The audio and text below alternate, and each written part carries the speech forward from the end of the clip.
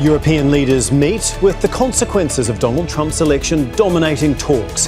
The war in Ukraine, relations with Russia, NATO and trade and tariff fears are all under scrutiny. So what might be in store for Europe with Trump back in power? This is Inside Story.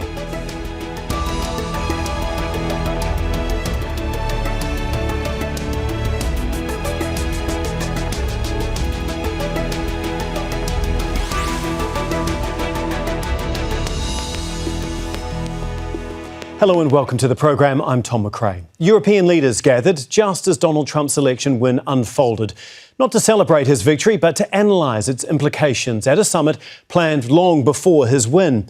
Now, while Trump is yet to state his policies, European leaders are nervous about any big shifts from the Biden administration on the Ukraine war, relations with Russia and NATO.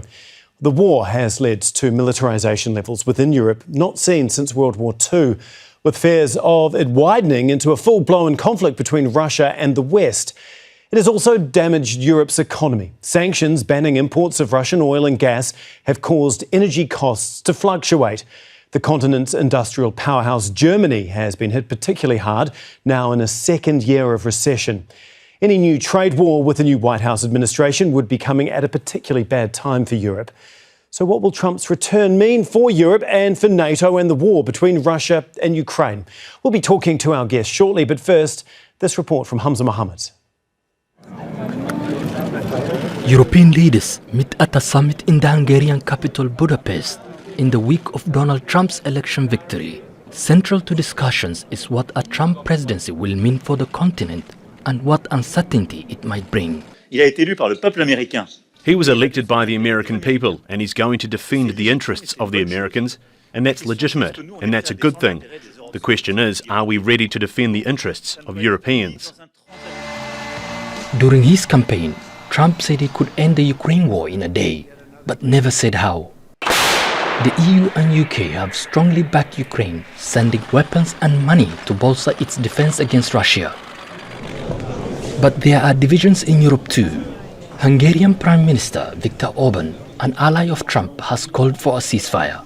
Where we are at this moment is that there is no communication. And the first precondition of every peace is communication. And the precondition of communication is the ceasefire. Ukraine fears that Trump might cut its military support and strike a deal with Russia. Opinion polls suggest more Ukrainians do support talks to end the war. But Ukraine's leader is critical of Orban's ceasefire calls. I think it's very dangerous rhetoric. We understand which leaders implement and raise this rhetoric concerning the ceasefire. It's a very scary challenge for all our citizens. US and Russia relations have effectively collapsed since the war, but Putin says he's open to talks with Trump. The desire to restore relations with Russia to help bring the Ukrainian crisis to an end, I think that deserves attention at the very least. And I take this opportunity to congratulate Trump on his election as President of the United States of America. In the past, Trump accused NATO members of not spending enough on their own defense and relying too much on the US. He even threatened to pull out of the alliance. In one campaign speech, he said he would encourage Russia to attack countries that don't pay their way into NATO. Reducing military reliance on the US is now high on the European agenda. We must do what is necessary for our security together as the European Union, as Europeans. This will be particularly successful if everyone makes their contribution. The US and Europe are military allies, but there are fears of a war on a different front, trade. His American-first platform and protectionist policies mean he could impose tariffs on European imports as he did last time. European leaders say they are ready to respond if so. But with Germany and other countries weakened economically by the Ukraine war, none will be relishing the prospect of a trade battle with the US. Hamza Mohammed, Al Jazeera for Inside Story.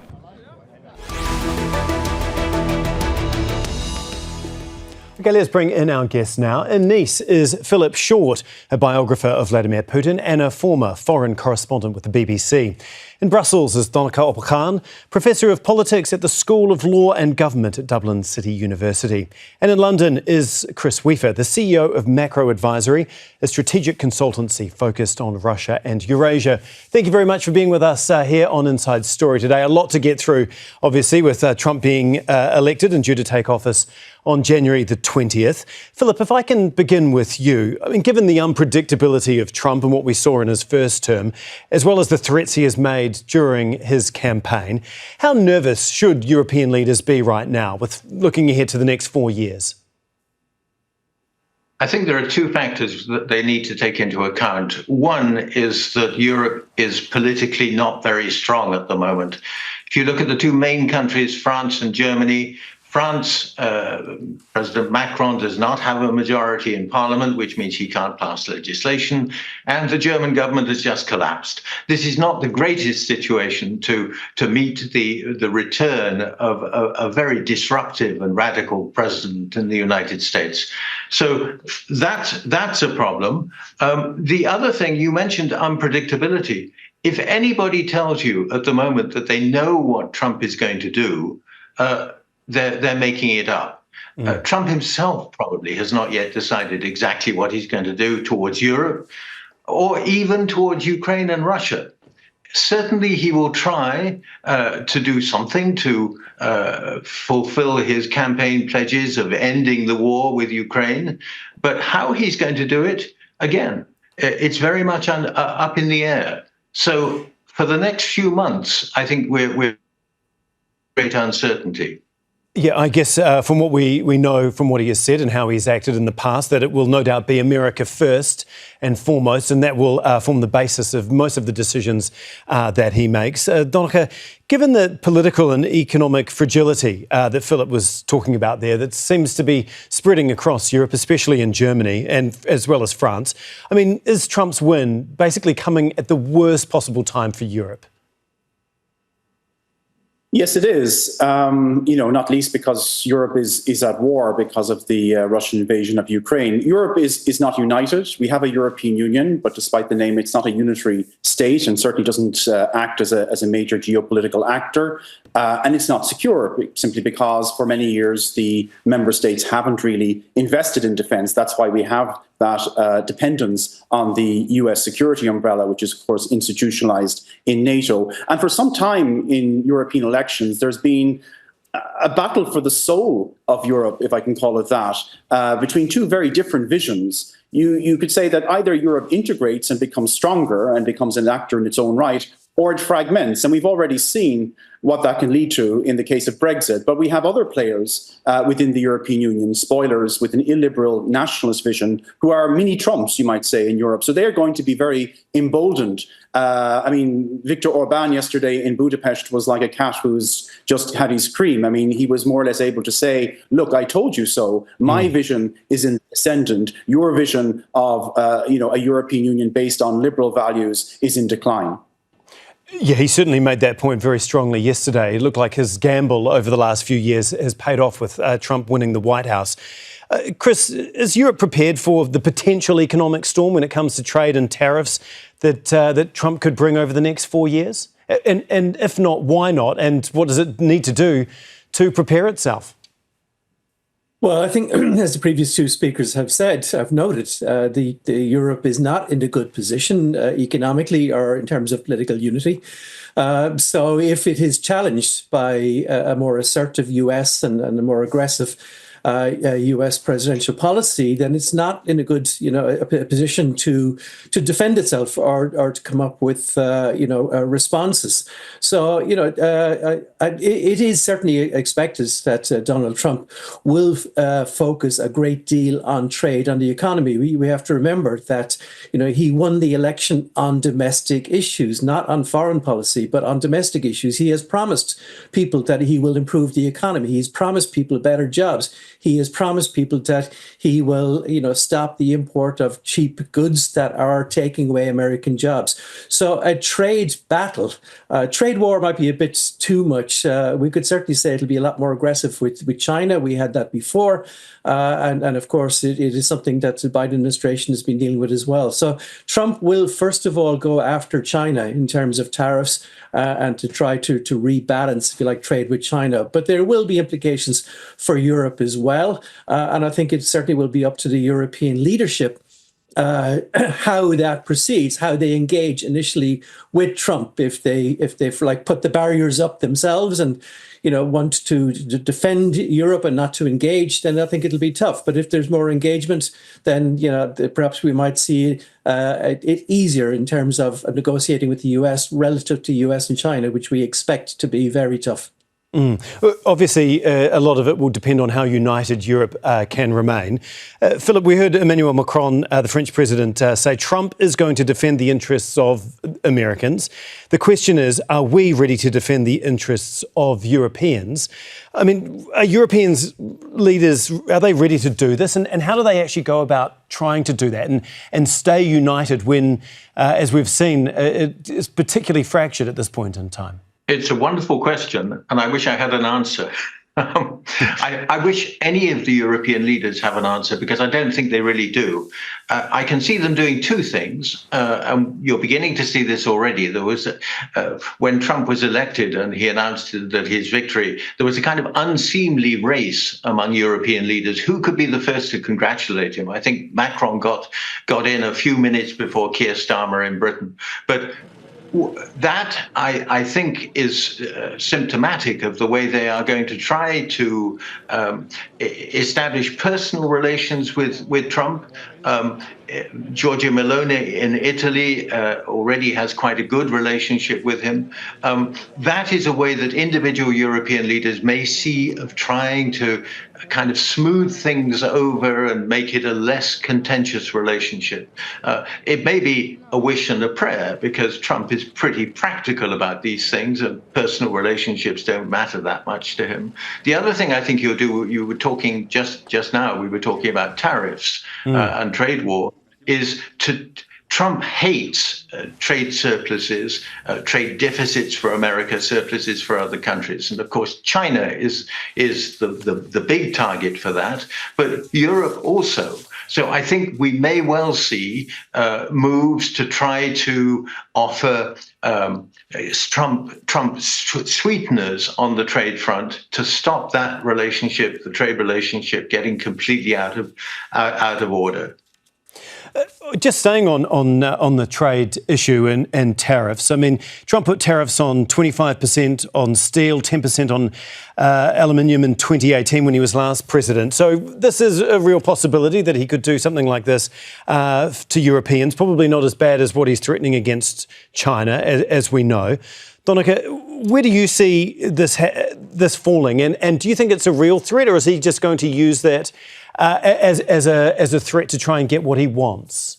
I think he'll try and use it as leverage to get what, from his perspective, is a better deal from America, because, as you said, he feels that the current situation is to America's disadvantage. But you have to remember that Donald Trump, if we look at his first presidency, he did promise a lot of things that he didn't deliver. I mean, where's that wall that was going to be built between the United States and Mexico, and that Mexico was going to pay for? So tariffs might be in that category. It's kind of one of those headline policies that sounds revolutionary and big and confrontational, but may not actually transpire, for the simple reason that it's a bit like nuclear deterrence. I mean, there's a lot of countries with nuclear weapons. Why don't they actually press the button? Because they know if they press the button, they don't have first strike capability. They're not going to knock out their opponents. Their opponents are going to come back and knock them as well. It's the same with tariffs. You can impose tariffs on other regimes, other countries, but they also have the ability to hit you with tariffs as well. And that leads to a race to the bottom, which is really in nobody's interest. So I wouldn't be overly worried right now. And as has been said already, he may not have decided himself on the exact approach that he's going to take. Yeah, Chris, we've heard some economists warning of profound economic losses for Europe. I mean, that potentially the EU GDP could fall by 0.5 percentage point and cost Germany alone $190 billion over the 4 years of a Trump presidency. I mean, is that being overly dramatic at this point in time? Absolutely overly dramatic, I think, is a good way to describe it. Clearly, there will be tough talking, which we all agreed on. But also remember, Donald Trump is going to be very preoccupied at home. He has, of course, the whole legacy of legal cases to deal with. He's made some very aggressive and very strong commitments and promises to the American electorate to deal with immigration, to get rid of illegal immigrants, and of course to deal with the economy. So, he's only got 4 years, and in reality, he probably only has 3, to deal with all of that. And therefore, his ability to do everything that he has said, of course, is just simply not, it's not there. It's not going to happen. I think he will look for a couple of, strong victories on the international stage. And here, of course, we're talking primarily, I guess, about Ukraine, Russia, and Israel, Gaza. But really, his ability and the time to deal with other issues when he really has to focus on his domestic agenda, then I really do think that any extrapolation of what he said into really damaging economics or trade is overly dramatic. So no, I don't expect that to happen in that way at all. Yes, and what he says doesn't necessarily mean what he will actually do or what he'll be able to do, as we saw in his first 4 years. Right. Yeah. Yes. Philip, if we can move on to the war in Ukraine, because obviously that is one of the major issues that has been dominating over the last few years when it comes to Europe and the Russia-US relationship. I mean, Trump said he could end the war in a day without giving any detail as to how he would actually go about doing that. I mean, obviously it's going to take longer than that, but it still stands that he wants to see an end to it in some way, shape or form. How do you see this playing out with Trump as president? I think that's one of the few certainties that, to me, there are 2 certainties about the Trump coming back to power. One is he will try to do something about Ukraine. The other is that the Europeans are almost certainly going to have to try and raise their defense spending because the American defense umbrella is going to look more and more kind of fragile and tattered. I think those 2 things we can reckon on. But on Ukraine, yes, he'll try. But the problem is, will Zelensky agree? And even more so, will Putin agree to start some kind of negotiation? Because in Putin's mind, the Russians are doing rather well. There is Ukraine fatigue setting in Europe, certainly among public opinion, to a greater extent perhaps than among some of the governments. But indefinite support of Ukraine, I think, is becoming more and more of a mirage. And in those circumstances, if you were Putin, would you say, well, OK, I'll settle for less than I really want? That's going to be a difficulty. Trump and Putin will certainly talk. But whether Putin will give in easily and agree to negotiations is another issue. The second thing about Ukraine is, what would Trump try to do? Will he withdraw support from Ukraine? Or, as Mike Pompeo, who's probably going to be his defense secretary, has suggested, put more pressure on the Russians, threaten to increase support in order to bring Putin to the negotiating table? I mean, these are very uncertain. And all one can be sure of is that there will be an attempt of some kind to bring about a peace, a negotiated settlement. Well, one thing we do know, though, is within the United States, more and more politicians, especially Republicans, are growing disinterested in giving billions of dollars in military aid to Ukraine. Donnacha, I mean, is this Zelensky's worst case scenario now, that with Trump back in power and a Republican Senate and potentially Republicans taking control of the House, that they'll just cut off all financial and military aid to Ukraine? It's certainly the outcome that Volodymyr Zelensky didn't want, despite his very kind of cooperative tweets yesterday saying that he had an excellent conversation with Donald Trump. It was very difficult to get the last package of $60 billion plus over the congressional line.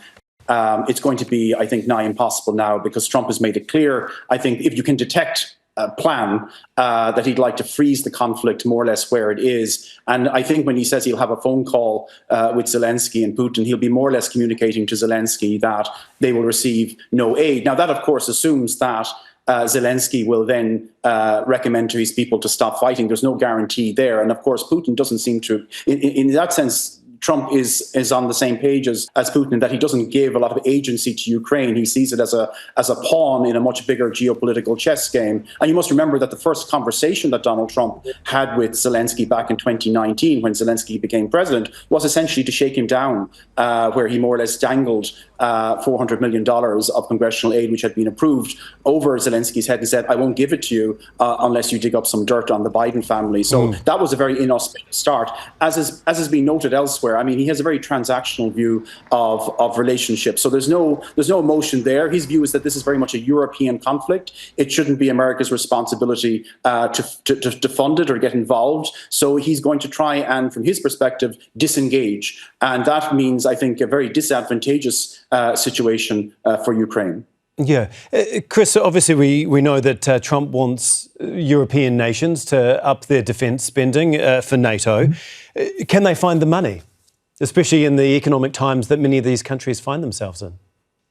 Well, with great difficulty, he's absolutely right, because, as you say, across the board in most European countries, there are, severe social issues, housing issues, funding of social services, healthcare, education, etc. And pretty much all countries in Europe are dealing with that or some variation on it. So it would be extremely difficult for a government to say, well, we're going to, effectively take money away from other areas of spending, kind of more domestic areas, in order to build up the military and sustain the war. So with great difficulty, I think, is the answer to that. If they had to, because I think as a condition for NATO staying intact, then I think governments will, and they will have to do it, because NATO is important for Europe. The self kind of defense element of it, the Article 5, the involvement in the US, that is very, very important. And I think that would override perhaps other considerations. But it certainly would be very difficult in all European countries, as we can see at this stage. Can I just make one point? We talk about obviously what Trump may do. One of his statements, and I know he's made, of course, lots and lots of statements, sometimes contradictory, but one of his statements does very regularly get repeated in Moscow by officials, which is the statement he said about how he would start the process of peace, which is effectively carrot and stick. He said that he would say to President Zelensky, you have to start talking or we will withdraw support. But if you do start talking, then we'll help you rebuild. But he also said he would say at the same time to President Putin, you have to start talking or we will allow Ukraine have better missiles and longer range missiles. And if you do start talking, then we'll start to ease sanctions. So again, as Donnacha say, it's this kind of deal-making aspect of Trump that we've become used to. But that's what Moscow expects. Clearly, it's something that they would not be opposed to, which is freezing the lines where they are right now. That would allow President Putin essentially to say that Russia has extended its area of defense, worth it. But they are expecting this kind of carrot and stick, forced deal-making approach to emerge from Trump. That would be the angle they're certainly expecting. OK, Philip, you've written a very well-regarded biography on Vladimir Putin, so you probably know him best out of all of us and how he would react to both the carrot and the stick. How do you think that would play out? And can you just give us a bit of an insight into his relationship with Donald Trump and how he will deal with him when it comes to the next 4 years? I think Chris is absolutely right. It is carrot and stick. The question is whether Trump will be able to convince Putin that it is in Russia's interest to negotiate and agree some kind of, not a peace settlement, but at least a ceasefire, a freezing of the conflict. And My understanding, my view of the relationship between Trump and Putin is that Putin does not have very much respect for Trump. He will try to flatter Trump. He will try to bring him out. But above all, he will try and get more and more from him. He'll try and play him like a fiddle. And he's quite good at that kind of thing.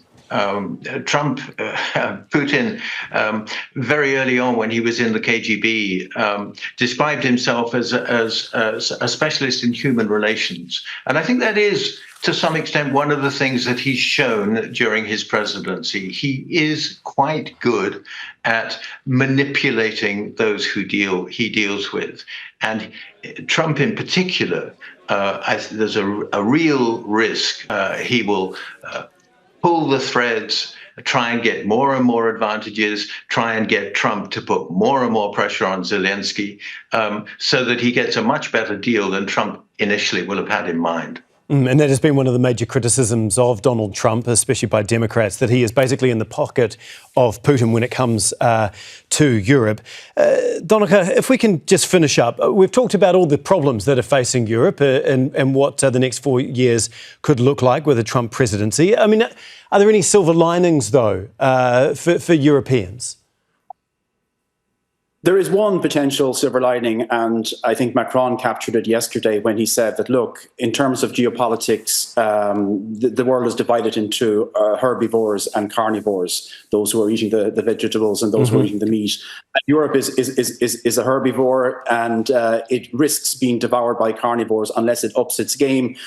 Because of the ambiguity of Trump's position, the fact that he lets nobody take anything for granted, including the security guarantee to Europe, there is a challenge now to Europe to come together and become a player in their own right and to unite, as Macron said, in their own interest. The problem is that, of course, and this is Europe's problem for ages, is that Europe is not united internally. The French government, of course, is very weak. The German government has just collapsed. You have the far right and the populists, nipping at the heels at election time. So Europe has yet to unite. It has great potential, but despite the name European Union, we're not quite there yet. But who knows? I mean, this uncertainty in the world may be the moment that Europe actually does come together, because it's the only way it can survive, I think, in the world that we live in today. Yeah, that's. I know the Polish Prime Minister said that they need to finally grow up and believe in its own strength. And would hopefully help jolt Europeans into doing more collectively for their defence and building a stronger European pillar, especially when it comes to NATO. Chris, finally, I mean, can Europe transform itself into a carnivore so it's not devoured?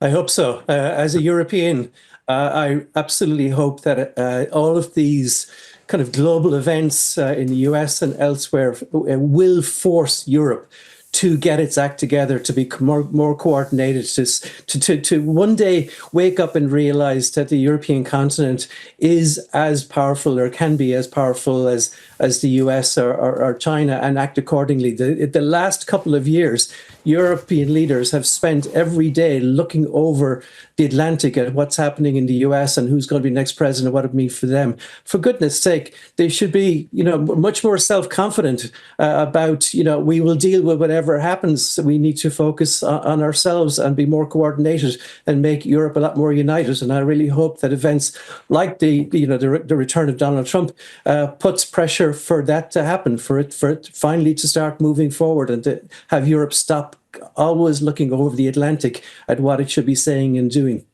Well, it'll be fascinating to see if it can indeed do that. Thank you, all three of you, for joining us here on Inside Story. We really appreciate your time and your insight. Well, thank you too for watching. You can see the programme again anytime by visiting our website. That's aljazeera.com. And for further discussion, go to our Facebook page. That's facebook.com/AJ Inside Story. You can also join the conversation on X. Our handle is @AJ Inside Story. For me, Tom McRae, and the whole team here, bye for now.